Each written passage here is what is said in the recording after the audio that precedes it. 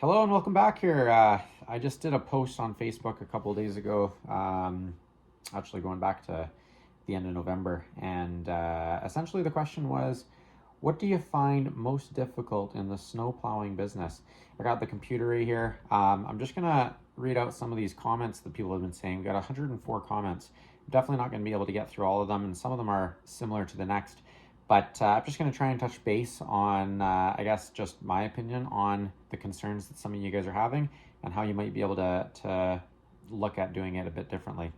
One person says these bigger property management companies, they take over everything and then sub it out for bare bones. And after, essentially, they're not paying accordingly or on time at all. Yeah, so those bigger guys that are offering next to nothing, guys, you just don't even engage with them. Just decline. I've got a 3-strike rule whenever I'm bidding on complexes. I'll bid on complexes twice. The third time, if I get asked, I will ask them for a reason why they didn't use us in the past. If they don't give us a reason, we don't bid on them the third time. If we do bid on them the third time and we don't get it, we just don't waste our time with them again in the future. But yeah, those bigger chain property management companies that are paying peanuts, they're not even worth engaging, guys. Just tell them to take a hike. Yeah, that's all that I have to say about that. Another person says finding enough employees. Ask yourself, what do you charge or what are you paying your employees? For us, we pay exceptionally well. I know that I was paying way more than anyone else about 3 or 4 years ago, but now a lot of my competitors are paying a lot more. But what are you paying them, guys? What are you paying your employees to be on standby all winter at any given time? Are you giving them a bonus of any kind? This isn't a $20 job. This isn't a $25 job. This isn't a $35 job. I don't care if you're just a shoveler.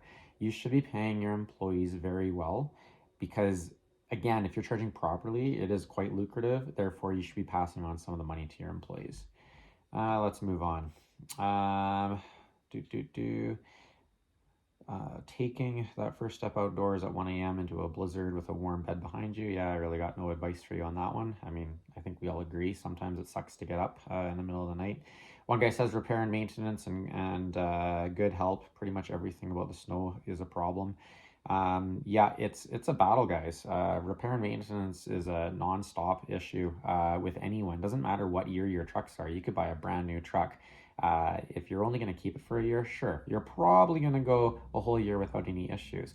But year 2, year 3, year 4, there's no other industry that's as hard on equipment as the snow removal industry. So you're always going to be dealing with repairs and maintenance or preventative measures additionally above and beyond than what you would normally have to do with a regular vehicle in regular use.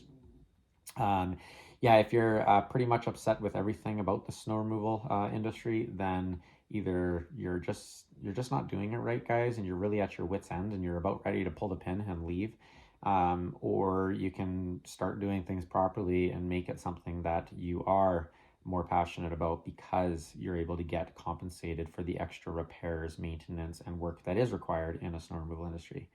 Full stop. If you guys are still watching this right now, do yourself a favor and click that subscribe button, guys. I've got many videos out here that go into detail about certain aspects of the snow plowing business, whether it's agreements, insurance, contracts, all the stuff that people don't want to talk about. I'm providing it on this channel. I've got many videos that are scheduled to go live any day, so hit that subscribe and don't miss out. And now, let's get back to the video. Let's see, getting up at 3 a.m. and wondering if I should plow or salt. Yeah, that's an ongoing issue. Again, this is why we charge a lot for salting and plowing, is because of all these nights that we're monitoring and not doing anything. So guys, that's why we have to charge properly. This person says lack of snow, and of course when there's work, lack of sleep. Having the right people to do your work, it's hard. It's a hard job. Don't get it away for free.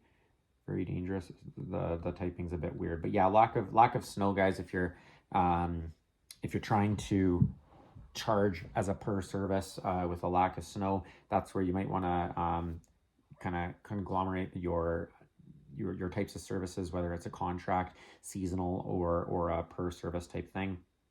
If you're really needing snow, guys, to make a dollar, really consider looking at your salting aspect side of your business. Do you do any salting at all? salting is the moneymaker.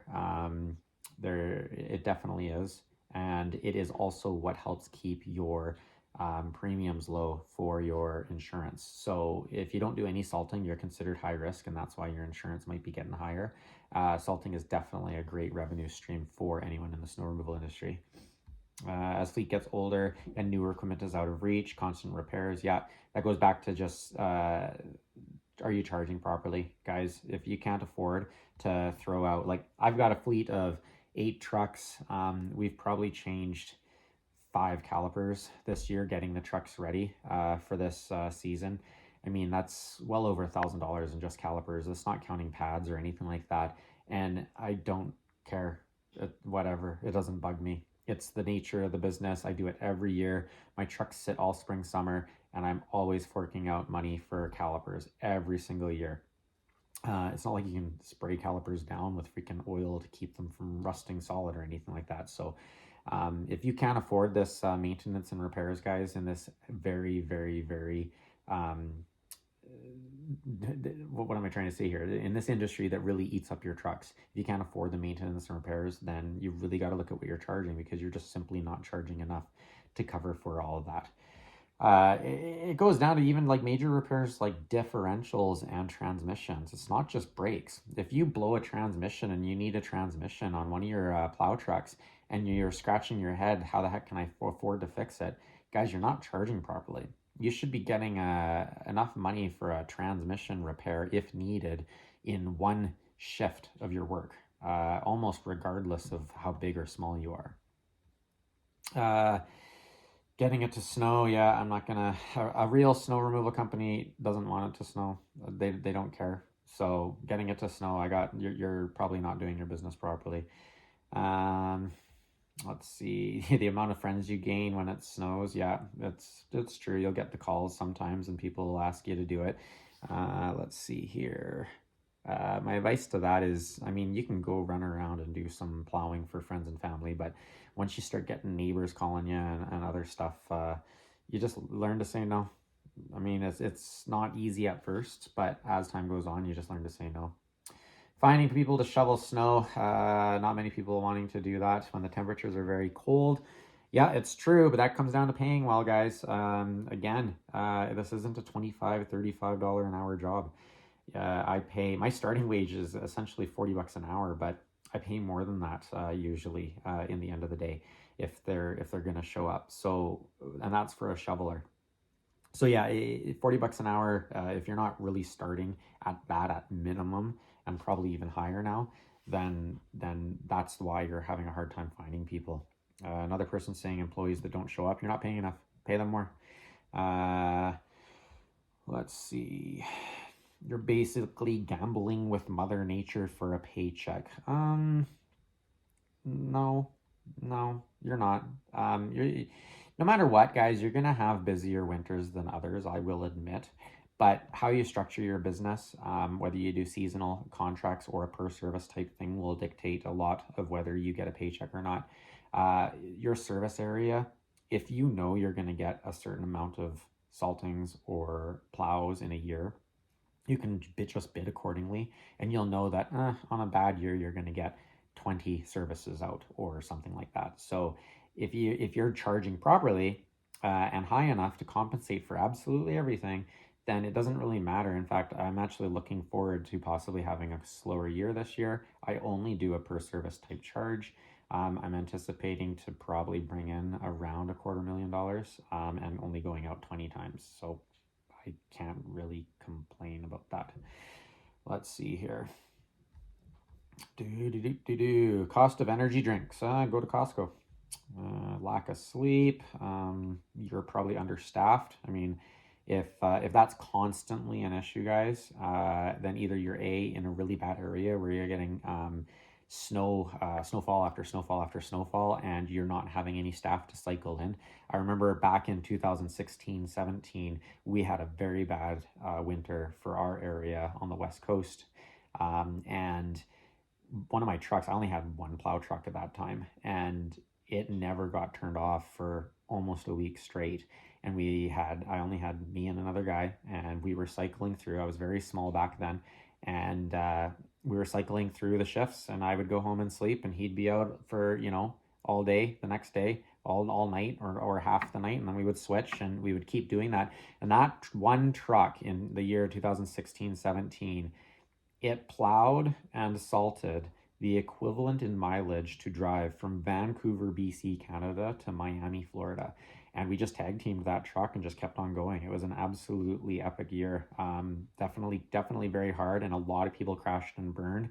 That is probably the year I started in 2013. 2016-17 was definitely the year that really opened my eyes on how to manage a company properly and how to make it grow properly. Again, I only had one truck at that time, but once I saw all these other companies crashing and burning, and the next year I had multiple trucks and I had way more contracts because of these other people that were crashing and burning. It allowed me to kind of mold and shape my business so that I could succeed going forward, and how to learn to say no, and how to learn to not just say no, but know when to stop.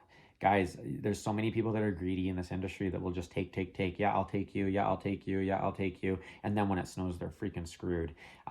Salting shortages, that's what's buried almost everyone in the 2016-17 year, is that municipalities were even running out of salt, and they put a stop on selling of salt to contractors. We were one of the very few companies out there that did not run out of salt. We had people begging us to sell it to them at $2,000 a yard, and we just said no. I could care less about selling salt that I paid, I think, $150 for at the time, to someone for $2,000. I could care less about making that much profit when I just wanted to make sure that I wasn't going to run out of salt, so that I had salt for my clients. And it paid off in the end, because the following year my business boomed, and it's been growing ever since. So learn how to say no, guys, with your clients. Not having snow yet. Sorry, that guy again. He's really mad because it's bold and exclamation points all over. You're not charging properly if you're waiting for snow. I've got a nice little, well, I've got a couple of videos explaining it, but you're just not charging properly. Why I hate the snow removal, top reasons. Number 3, something is always breaking or frozen by rust. Reason number 3. That's all he did, so he's only got one real reason. But shows his truck on a flatbed. Yeah, guys, it's the importance of having backup equipment.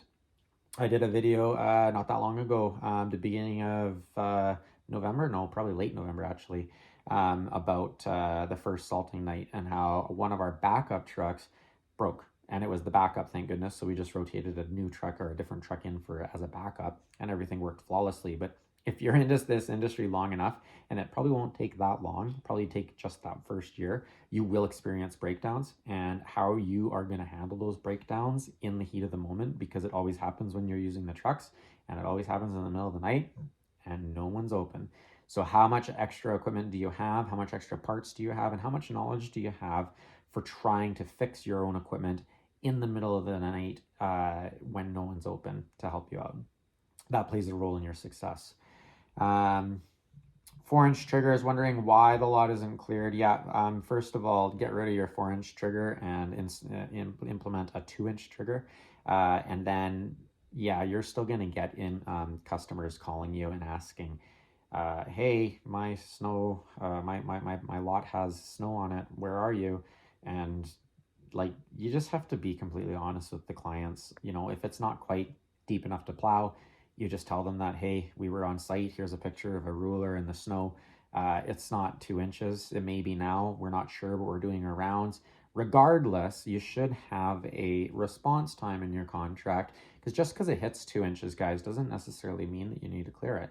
You have a certain amount of time to clear that. You're not living on site. You're not going to be only having them as one customer and servicing them every 2 inches. There are some companies that kind of operate that way, and that's absolutely ludicrous. They say that, oh, it's a liability thing. I disagree. I feel like if you're going to be plowing a site every 2 inches because it's going to get covered in snow right away, what's the difference of just leaving it to accumulate to 4 or 6 inches? It depends on the business. I get it. If it's a hospital, if it's a medical clinic, anything of those things may be a bit differently. That's why you have to charge differently for those types of sites. But if it's just a regular row home or strata or something like that, you can wait till the snow is almost ended and do it once and send them one bill. You don't need to charge them every 2 inches. It's completely different. But anyways, get rid of that 4-inch rule and just learn what to say to your clients when they're asking where are you when you shouldn't really be there yet. Finding employees yet again, making it snow when you want to yet again. Traffic, especially people who don't need to be on the road. Yeah, I agree, guys. Go on your Facebook groups and just really urge people to stay at home when you're out plowing. Send pictures of the road conditions. It's not worth, like, I don't get it. My wife oftentimes would always try and leave for work just so that she got paid that snow day. And I always told her, I was like, why? Why are you even bothering trying to do that? It's not worth getting in an accident, maybe even losing your life just so that you get a paid snow day. Just say that you didn't go to work. Like, honestly, didn't need the money. We don't need the money that much that she needed to go into work. I get that some people aren't in that position, but it's not worth your life. It really isn't.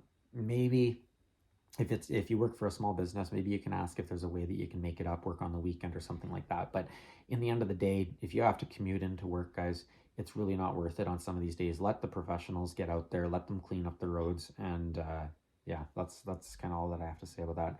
Customers that complain. Yeah. I don't get a lot of that anymore. You kind of learn how to interview. I do anyways. I interview my potential clients all the time. If I get asked for an invitation to bid for a commercial complex or strata row home of any kind, I will always immediately ask them several questions about the previous years that they have used a snow removal company. My first red flag is if they haven't. If they haven't, and this is their first year looking into one, I can almost guarantee they're not going to be happy with whoever they go with. There's going to be a huge sticker shock. They don't understand the industry. They don't understand the rates. But in order to prevent any complaints, you just really need to educate the client when they are becoming a client. Tell them what you do, tell them exactly how you do it, why you do it, what's important about it, what separates you from the rest. Explain that they could hire a chuck in a truck, but they're not going to be getting this, and this. That you're reliable, just explaining everything. When the complaints come in that we do experience, they're very far and few between, in all honesty. I can't even really think of any off the top of my head. Maybe the occasional speed bump. I think in 10 years, we've only ripped up like 2 speed bumps. It really doesn't happen very often. And the ones that we did rip up were in very, very poor condition. And we had pictures to prove it.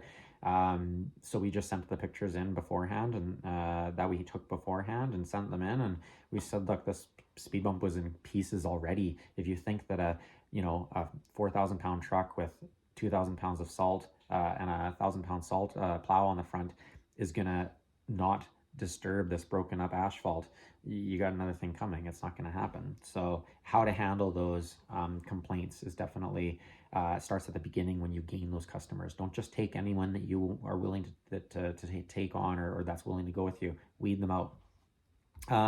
Plowing rather than salt. I'm not sure I understand that, because I would rather salt than plow. There's a lot of snowfalls that you can prevent accumulation with by salting. Salting also helps, I already said it earlier, keeps your insurance low, because you are a less risky business in a high risk industry. So plowing rather than salt. Yeah, I would rather salt than plow. I'm not too sure what he means by that. If you're not liking the cost of salt that is affecting your business, you're definitely not charging enough, because salt is the way to go. Help and the equipment prices are stupid. So labor, help. You're not charging enough to your clients to be able to pay for proper help. You're also not charging enough to your clients to pay for the equipment. The equipment is stupid, guys. And that's something when you're bidding on sites, you need to explain to the client, is that when someone replies and is like, oh, your quote's really high, that's expensive. Be like, well, yeah, it is expensive. I mean, what you're paying for 8 plow trucks sitting on standby. Each one of these plow trucks has a $10,000 commercial grade plow on it. Each one has a salter on it that's around $10,000. The truck, that's not even counting the truck itself. So let's just say that the average cost for the truck is 20 grand. I mean, each truck sitting of my 8 trucks is 40 grand. That's just the trucks. That's not counting the staff that I pay. I tell all the potential customers that or clients that I hire that I pay starting wage at 40 bucks an hour, as an operator, it's even higher, 60 bucks an hour. And I say to them straight in their face, I'm like, we're always looking for more people. Do you want to work for me? My top guys get paid better than a doctor. That's starting wage. So you work for me for 3 years. You're making uh, three figures an hour for sure using my equipment. So the industry is not cheap. The liability insurance is not cheap. Go into detail about how much it costs for liability insurance, the repairs and maintenance of this. Once you explain all this to people, and the response to you was, oh, it's just really expensive, they really don't have anything to say. And oftentimes you can win them over once you explain all this stuff to them. Let's see what else. Snow and labor issues, yeah. Getting out of bed in the cold, yeah. Sleeping, sure. Sleeping at the nights during the first winter months. Um, More national management companies, less pay. Guys, just tell them to pound sand. Don't even reply to their emails or respectfully decline, but say, you guys don't pay nearly enough. Your rates that you're offering me are laughable. Just and leave it. Who cares? Will someone go with them? Sure. But you don't want them anyways. Usually they're high risk sites anyways. They're very high traffic and they're retail. You don't want to lose your business just because someone sues you. And the reason that I say lose your business is because hopefully you have not listened to some of these other people on Facebook and other snow removal forums that say, oh, don't get insurance. You can just do a waiver that they sign and now you're not responsible. No, that's not true.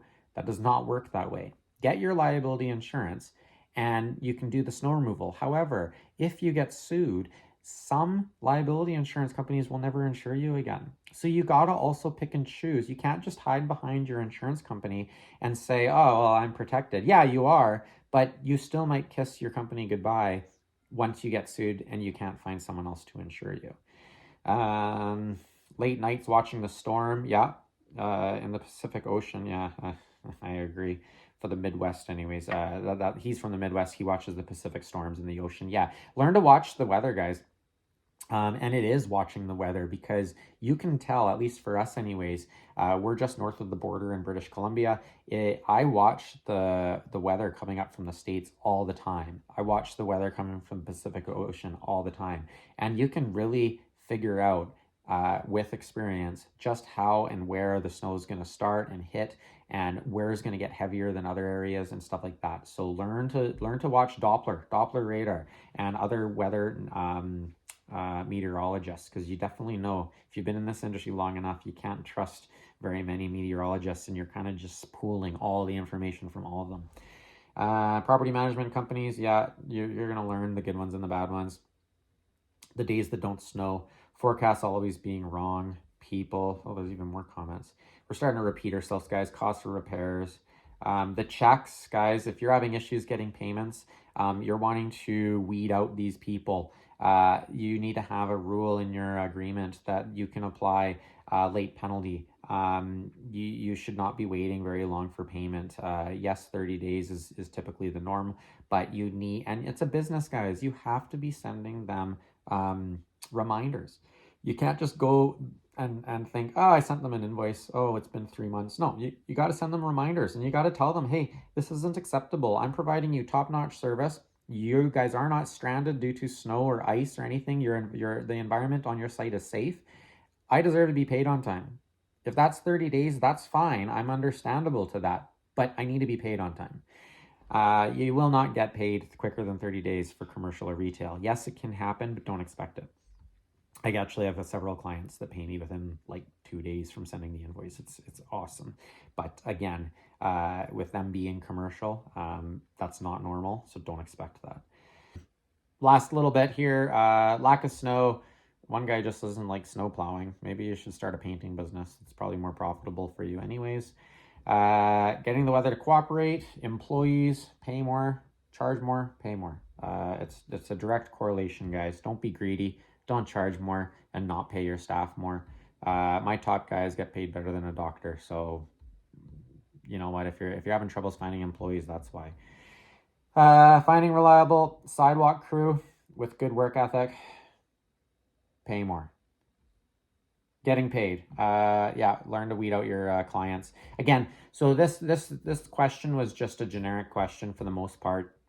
It said, what do you find most difficult for the snow plowing business? So some of these people commenting might be doing private residential driveways, which is a completely different ballgame than someone that's doing row homes or stratas, retail properties and commercial properties. So I don't really have much advice for anyone ever doing just the private driveways. Those aren't something that I do, and quite frankly, I think that is something that high school kids should do. I don't think that it's very profitable for any business to do that, but that's just my opinion. Prove me wrong. Guys, if you want to see a video on any of these questions that I kind of just touched base on and maybe go into more detail about that specific question, or maybe you've got your own headaches, what do you find most difficult in the snow removal industry? Comment below. And then maybe I'll do a video on that a little longer, a little more detailed, and try and help you guys in this industry that's a lot, well, that's just confusing for most to do and most to do properly. Please like and subscribe, guys. Stay safe out there. Take care.